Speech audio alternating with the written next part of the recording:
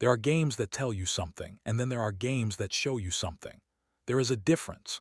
A game that tells you something gives you a box score, a final margin, a list of names with numbers next to them, and you walk away with a rough idea of what happened. A game that shows you something is different. It pulls back the curtain. It gives you a window into the machinery underneath. The decisions, the rhythms, the personalities, the chemistry, the fractures, the potential, and the ceiling. It gives you not just a result, but a revelation. This was the second kind of game. Yes, it was a blowout. Yes, the final margin was lopsided in a way that made the closing minutes feel like a formality. Yes, the scoreboard told a story of one team being clearly superior on this particular night. But if you walked away from this game and your only takeaway was, well, one team won by a lot, then you missed the actual point. You looked at the surface and skipped the depth. And in basketball, the depth is almost always where the real information lives. Because this game was not about a team simply having a hot shooting night. It was not about one side hitting everything while the other missed open looks. It was not luck, or variance, or one of those strange nights where a clearly outmatched team just happens to lose by 30 when the real gap between the two sides is only 8 or 10 points. None of that applies here. This blowout was about asterisk control asterisk. It was about one player, from the opening minutes to the final buzzer, grabbing the game by the collar and refusing to let it be played on anyone else's terms. It was about pace, precision, and the rare kind of offensive intelligence that does not just help a team win. It changes the shape of everything happening on the floor. It bends the geometry of the game itself.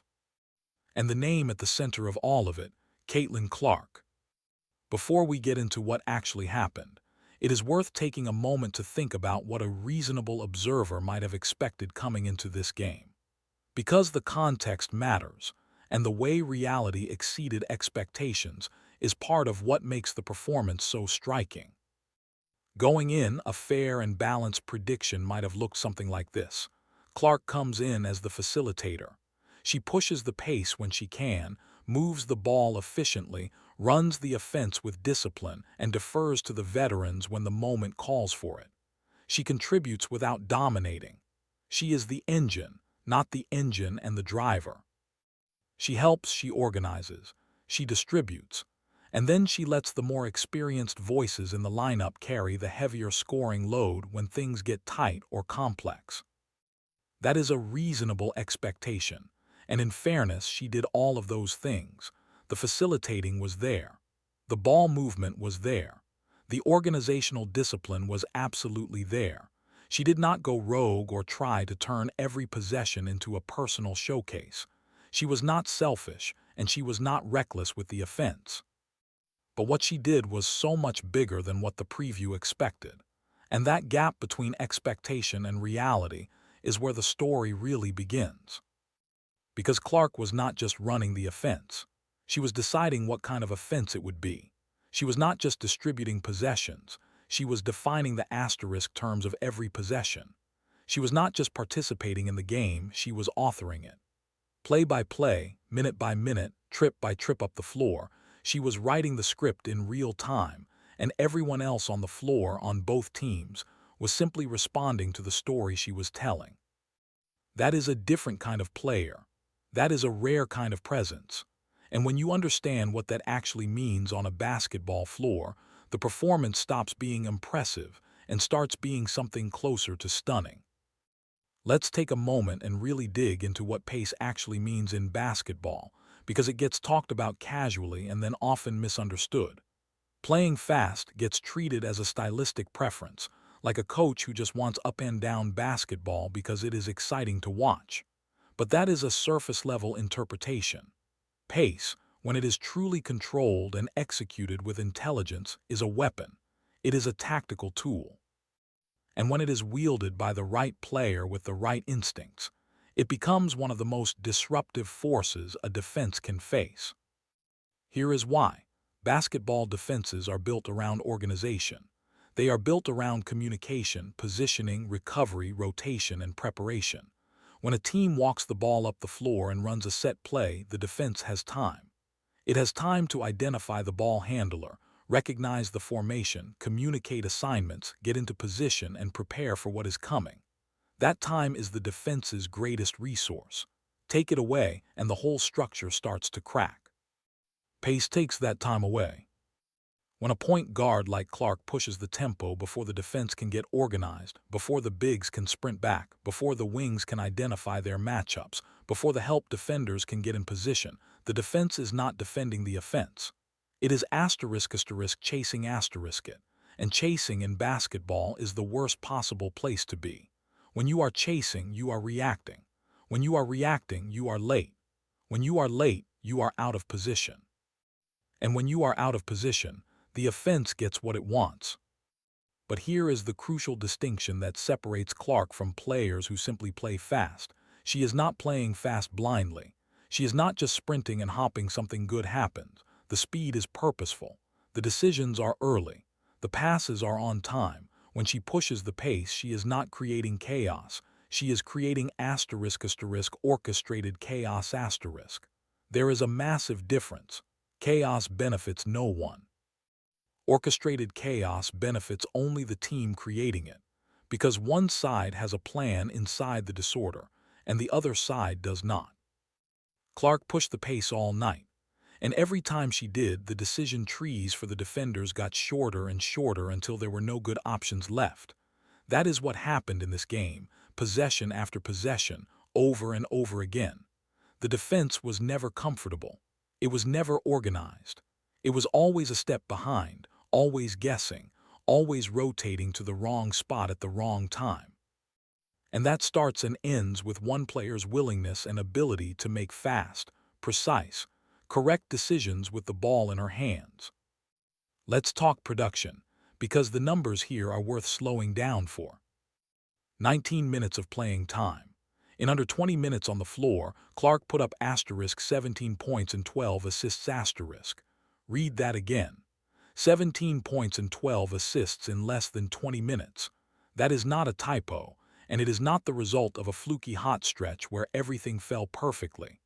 That is a consistent, sustained, methodical dismantling of a defense over the course of an evening. Think about what 12 assists in 19 minutes actually means. It means that Clark was directly responsible for setting up a made basket roughly every 95 seconds she was on the floor.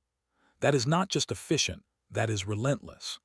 Every time her team needed something, she was there, finding the right play, delivering the ball to the right person at the right time, making the right read ahead of the defense's ability to respond.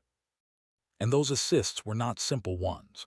They were not dump-off passes to an open cutter who then had an easy layup after Clark drew the defense. Many of those assists created three-point opportunities. That matters enormously, because a three-point basket is worth 50% more than a two-point basket. When your assist creates an open corner three, you are not just generating one basket. You are generating the most efficient basket in basketball. The downstream value of that is tremendous. Let's do the rough math, because it is revealing. If Clark scored 17 points herself, and her 12 assists created, conservatively, an average of about 1.7 points each across the board, then her total offensive impact in 19 minutes was somewhere in the range of 37 to 38 points . For a team sport, where the entire team typically scores between 70 and 90 points in a full game, having one player responsible for that volume of the offense in under 20 minutes is staggering. It is not just productive. It is a scale of influence that barely makes logical sense when you stare at the raw numbers. The plus-minus of plus 35 is what confirms what your eyes already told you. Plus-minus, for those who want the quick explanation, measures how much better or worse a team performs when a specific player is on the floor compared to when that player is on the bench. A plus 35 in a single game means that when Clark was playing, her team outscored the opposition by 35 points more than during the stretches when she sat. That is not normal. That is not a small edge. That is the single most revealing number in the entire box score, because it quantifies something that is otherwise hard to put into words. When she plays, everything works better. Statistics only get you so far. The numbers describe production, but they do not always capture craft asterisk. And the craft in Clark's game on this night was something worth spending real time on, because it is where her value becomes almost impossible to overstate. There is a category of pass in basketball that almost no one talks about publicly, but that coaches and basketball people obsess over privately. It is called the asterisk early pass asterisk asterisk. An early pass is not just a fast pass. It is a pass that arrives at precisely the moment when a teammate can receive it, gather, and attack in stride, before the defense can close out, before the big can rotate, before the help can materialize. Throwing an early pass sounds simple. It is extraordinarily difficult. It requires the passer to see the play develop before it actually develops. It requires anticipation, spatial awareness, peripheral vision, and split-second confidence. Miss the window by half a second and the pass gets deflected or stolen. Throw it too early and the teammate is not ready. The timing has to be perfect. Clark threw early passes all night, and she threw them in rhythm asterisk asterisk. Not as gambles, not as heaves into contested space, not as desperation plays when the shot clock was dying, but as deliberate, calculated decisions made early enough that the defense could only watch the ball arrive somewhere they were not. This is what separates her from players who are simply fast or athletic. You can be fast and sloppy. You can push the pace and force turnovers. You can be aggressive with the ball and get your team into trouble as often as you get it into opportunity. None of that happened here. The aggression was controlled. The speed was purposeful. The passing was surgical. Speaking of turnovers, she finished with 3. At first glance, that might seem like a blemish, but context, as always, is everything. 2 of those turnovers came in the final seconds of the game, when the result was already long decided, and most players on the floor were operating at less than full intensity. Those barely count. The third came on a full-court pass to Angel Reese, a high-risk, high-reward attempt to ignite the fast break that nearly connected. That is not a bad turnover. That is a player operating at the outer edge of possibility, attempting something most players would not even see as an option. The fact that it nearly worked is its own kind of statement. 3 turnovers, properly contextualized, becomes a non-issue. What remains is a performance defined by care, precision, and controlled aggression. It would be incomplete and borderline dishonest to talk about this game without giving proper credit to Rhyne Howard, because she was exceptional. Not supporting cast exceptional. Not solid role player exceptional. Legitimately, genuinely, undeniably excellent. Howard was aggressive from the opening tip. She attacked the basket with decisiveness, did not shy away from contact, and finished possessions with authority.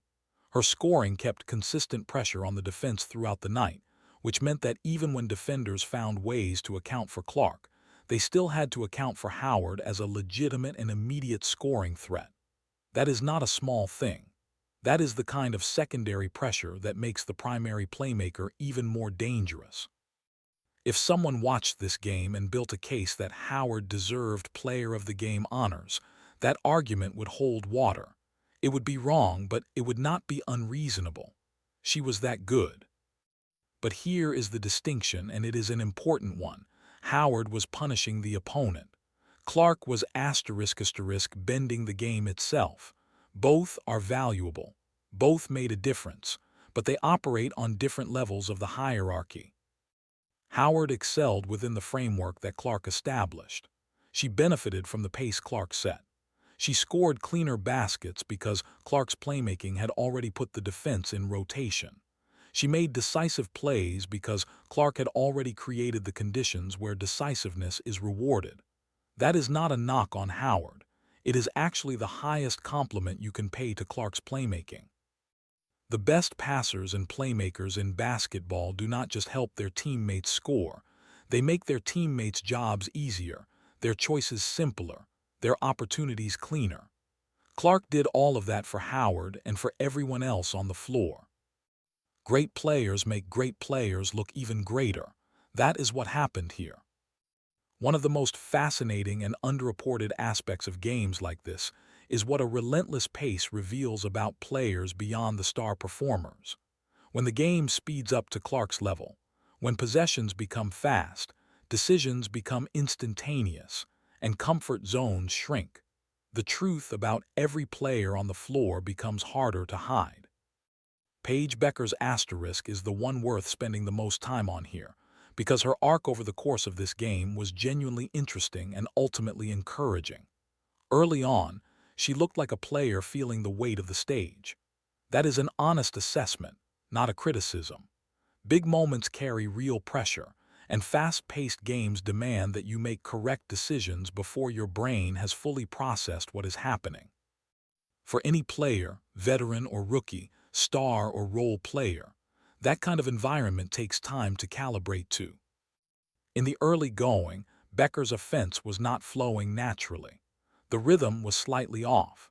The hesitation in her decision-making was visible, and the game was moving faster than she seemed comfortable with in those first few minutes. But here is what matters. She did not disappear. She did not retreat into passivity and stop competing when the offense was not working. She found ways to contribute through defensive effort, picking up full court, staying active without the ball, disrupting the opponent's rhythm even when her own was not fully established. And as the game wore on and the speed settled into something more familiar, you could see the comfort return to her game. The hesitation decreased. The decisions came more quickly. The natural talent that makes her such an intriguing player started expressing itself again. That arc from uncertain to settled, from hesitant to confident, is meaningful. It suggests a player who can adapt, who does not abandon her game under pressure, and who has the mental tools to recalibrate mid-game.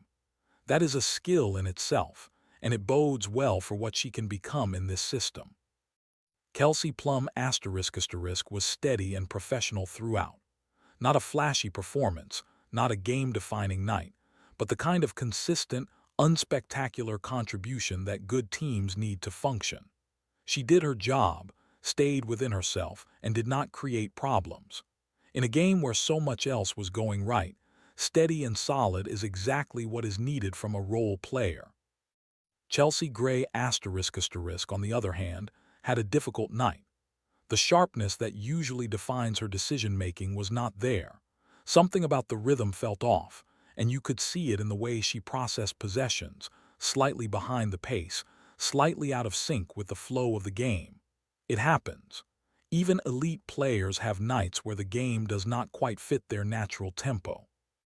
But it was noticeable, and in the context of a game defined by crisp decisions and instant execution, the contrast was stark.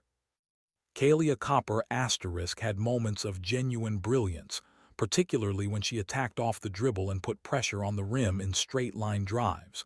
But she also missed some finishes that, on most nights, she would make in her sleep. Those misses were not the result of bad decisions. She got to the right spots at the right times. The execution just was not quite there. Again, it happens. But in a game this efficient overall, the small imperfections stood out more than they might on a different night. Angel Reese did exactly what good big players do in up-tempo systems.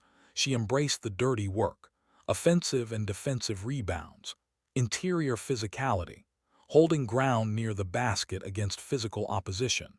She was not asked to be a primary scorer, and she did not try to be. She was asked to rebound, defend, and give the team a physical presence inside, and she delivered on all three. 4 fouls over the course of the game tell you something important. She was deeply involved in the action near the basket, fighting for position, competing for every inch. That kind of engagement has real value in a system built around speed and creation. Because the transition opportunities Clark generates often end with someone needing to finish with authority at the rim.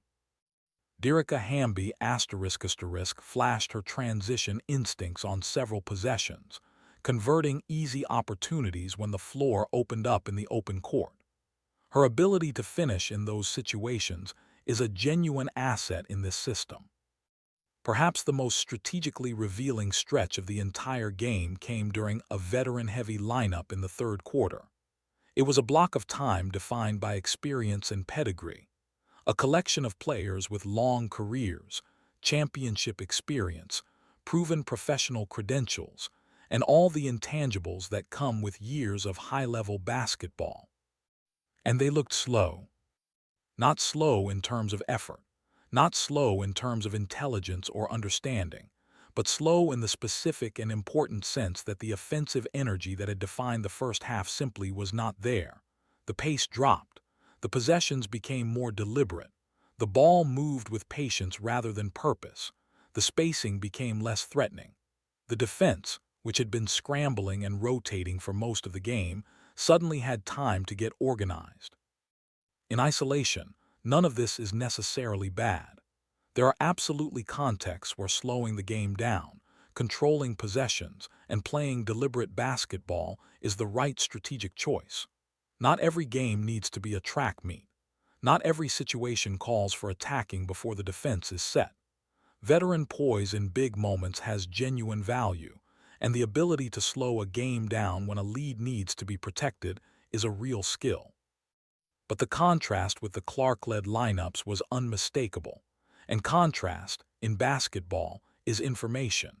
When you see the same group of teammates look dramatically different depending on who is running the offense, you have learned something important about where the team's ceiling actually lives.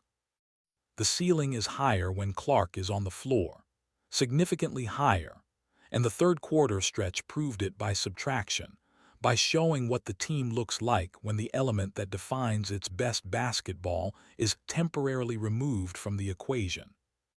It is worth being fair to the other side, because fairness matters, and because the narrative gets muddier if we dismiss the competition entirely. The opposing team had players who competed hard. There were moments of genuine resistance, particularly early in the game before the pace became overwhelming. There were some interesting tactical wrinkles, including the decision to deploy a larger power forward in a point guard-adjacent role, an attempt to use size and length against Clark and create a different kind of matchup problem. That is a creative strategic choice, and there were moments where it created a different look offensively. But over the full 40 minutes, the gap in overall level was simply too large to overcome. Effort, to its credit, was consistent on the opposing side. Resistance was real at times, but effort and resistance by themselves are not enough to solve a stylistic problem when the other team has a player capable of bending the game to her will. The bench units told a similar story. There are solid, legitimate professional basketball players on both benches in a game like this. The people coming off that bench are not scrubs. They are professional athletes who have earned their roster spots through real skill and competitive performance. But there is a distinction between being good enough to belong at the professional level and being good enough to operate at the highest tier of professional basketball, where the game moves faster, the decisions have smaller margins, and the gaps between players get exposed almost immediately. This game showed that gap clearly. Clark and Howard were operating at a level that the competition, despite its best efforts, simply could not match. And when the gap in top-end control and offensive talent is that visible, the final margin tends to reflect it. It would be short-sighted to talk about this performance only in the context of this single game, because performances like this do not exist in a vacuum. They send signals, they shift conversations, and they make certain future arguments considerably easier or considerably harder to make. The conversation about guard roles, about rotations, about who should be running this team's offense and how, has been ongoing for a while now. There have been reasonable arguments on multiple sides, and that is fair. These are genuinely complex questions about roster construction, stylistic fit, and competitive strategy. Those conversations have their place. But games like this make those conversations simpler, not because they shut every question down definitively, but because they provide evidence. Clear, visible, measurable evidence about what this team looks like when Caitlyn Clark is not just a participant in the offense but the architect of it. And what it looks like is excellent. It looks like a team operating above its usual ceiling. It looks like a team whose parts are suddenly greater than the sum. It looks like a team with a coherent, dangerous identity, one that is difficult to prepare for, difficult to stop, and difficult to replicate with any other available personnel configuration. Looking ahead toward 2028, the case becomes increasingly simple. What Clark provides: pace, precision, the ability to create clean opportunities for teammates at the most efficient spots on the floor, the capacity to stress a defense into mistakes before the play even fully develops, is not easy to replace. It is, in fact, one of the rarest combinations of skills in basketball at any level. Most players who push pace sacrifice precision. Most players who prioritize precision sacrifice pace. Finding someone who does both at this level with this consistency is not a given. It is exceptional. Her presence changes how defenses have to prepare. You cannot account for her the same way you account for other players. You have to dedicate defensive resources to limiting her pace. You have to commit to getting back in transition. You have to have conversations before the game about how quickly her team will try to push possessions, and you have to build your defensive preparation around cutting off those opportunities before they develop. That preparation time and those resources come from somewhere, and they inevitably come at the expense of accounting for her teammates, which is exactly why Howard and Plum and Copper get cleaner looks when Clark is orchestrating. When she has the keys, the offense does not just function. It expands. It finds new dimensions. It creates shots and opportunities that do not exist in slower, more deliberate systems. And that expansion is what pushes this team's ceiling to a place that most other configurations simply cannot reach. There is a layer to this performance that goes beyond individual production and into something more nuanced and ultimately more important for a team's long-term development. Chemistry, exposure asterisk.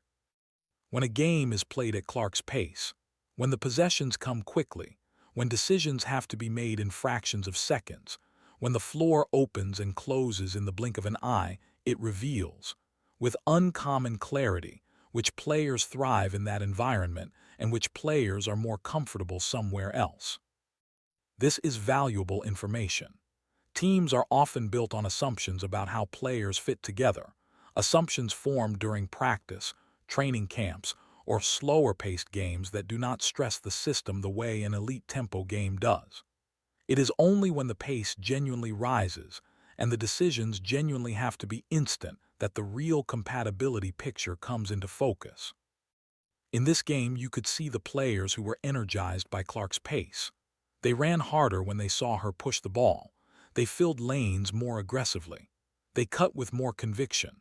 They expected the ball to find them in places and at times that would not be available in a slower game, and they were right, and they capitalized. Those players look like they belong in this system. They look like they were designed to play this way. And then there were the players who, whether through habit, temperament, or stylistic preference, wanted the game played on slightly different terms. Not because they are worse players, experience and IQ have undeniable value, but because their best basketball happens at a rhythm that is slightly different from Clark's natural operating speed. Identifying this divide is not about criticism. It is about understanding. It is about building rosters with clear eyes, making decisions about roles with honest information, and putting together combinations that maximize what the best players in the system can actually do. When you know which players thrive at Clark's pace, you can prioritize those combinations. When you know which players are less comfortable there, you can find the specific contexts where their skills are most valuable. Nights like this are diagnostic as much as they are competitive. They teach, they reveal, and the lessons, if paid attention to, can shape a team's construction for years. There is one more dimension worth exploring, and it is the one that is hardest to quantify but perhaps easiest to feel while watching. The asterisk emotional geometry asterisk of a game where one team is consistently first. Basketball games have emotional currents that run underneath the statistical reality. There is a feeling a team gets when it is consistently arriving at spots before the defense, when possessions are converting at a high rate, when the ball is moving in ways that feel inevitable rather than accidental. That feeling builds on itself. Players start to cut harder because they believe the pass will come. They run faster because they trust that the opportunity will be there. They shoot with more confidence because the looks are clean, and clean looks have been rewarded all night. The belief compounds, and compounding belief makes everything work better. The opposite is equally true on the other side.